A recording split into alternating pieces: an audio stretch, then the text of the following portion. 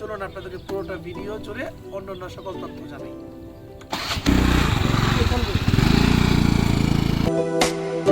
শহরের কোলাহল থেকে একটু দূরে আমাদের ছোট একটা যাত্রা শুরু হলো পরিবারের মানুষজন নিয়ে। মা স্কুটারে, সাথে আমার ছোট ভাই আর আমি বাইকে।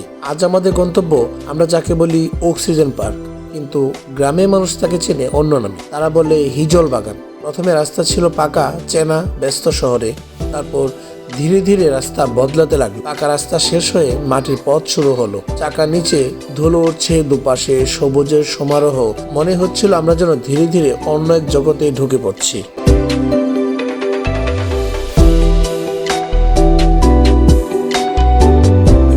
গ্রামের মানুষ বলে এই হিজল গাছগুলো শুধু গাছ না, এগুলো গ্রামের পাহারাদার। হাজারো গাছ একসাথে সারি করে লাগানো হয়েছে। কেন জানেন? কারণ এই গাছগুলো দাঁড়িয়ে থাকে হাওরের পাশ। যখন বর্ষার হাওরের পানি ফলে ওঠে, ঢেউ এসে আছড়ে পড়ে, এই গাছগুলো সেই ঢেউয়ের শক্তি কমিয়ে দেয়, মাটিকে বাঁচায়, গ্রামকে রক্ষা করে। প্রকৃতি নিজেই যেন গ্রামের জন্য বাঁচিয়ে দিয়েছে এই প্রকৃতির দেয়াল।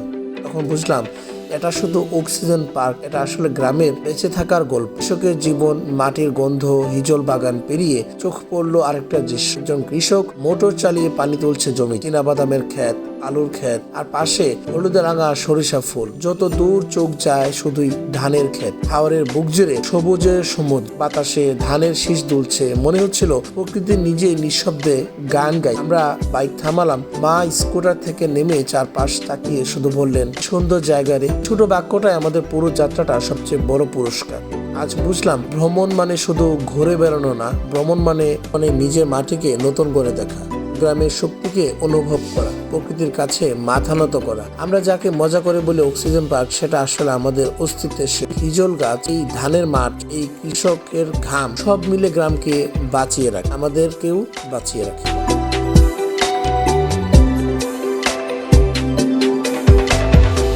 ভিউয়ার্স, যদি আপনারও এমন কোনো জায়গা থাকে যেখানে গেলে মনে হয় এই তো আমার শান্তি, তাহলে অবশ্যই কমেন্টে লিখে জানাবেন। ভিডিওটা ভালো লাগলে লাইক, কমেন্ট এবং সাবস্ক্রাইব করতে ভুলবেন। আমরা আবারও বের হব নতুন কোনো গ্রামের গল্প নিয়ে। ততদিন পর্যন্ত ভালো থাকুন, প্রকৃতির সাথে থাকুন।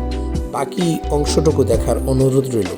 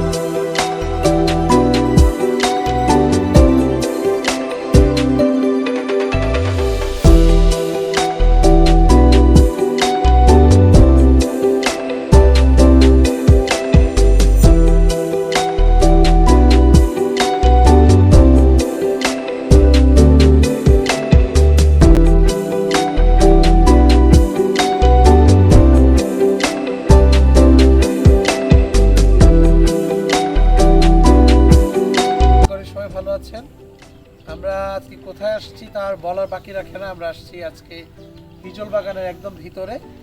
আমার চারপাশের যত গাছ দেখতে পাচ্ছেন সবগুলো হচ্ছে হিজল গাছ। তো এই হিজল গাছের যে সকল রকম ইতিহাস, সেগুলো আপনাদেরকে জানানোর চেষ্টা করব। আমরা ফুল ফ্যামিলি এখানে চলে আসছি আপনাদেরকে সকল রকম তথ্য জানানোর জন্য, এবং আমরা কিভাবে সুন্দর সময়টুকু কাটালাম তা আপনাদেরকে দেখানোর জন্য।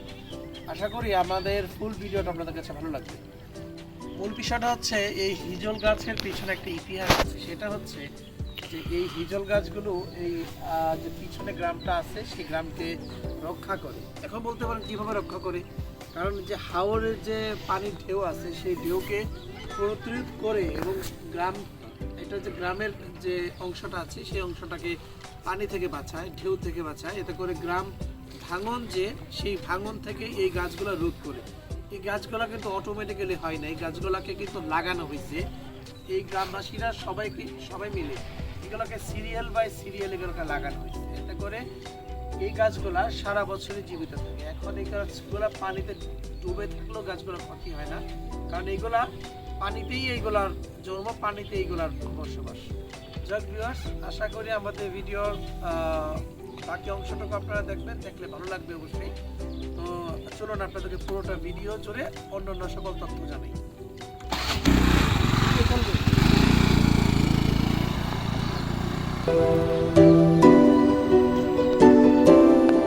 ভিউয়ার্স, পুরো ভিডিও জুড়ে থাকার জন্য আপনাদেরকে অসংখ্য ধন্যবাদ। আমরা আসলে ডেইলি যা যা করি এবং যে যে জায়গায় যাই সেই জায়গাগুলো আপনাদেরকে দেখানোর চেষ্টা করি।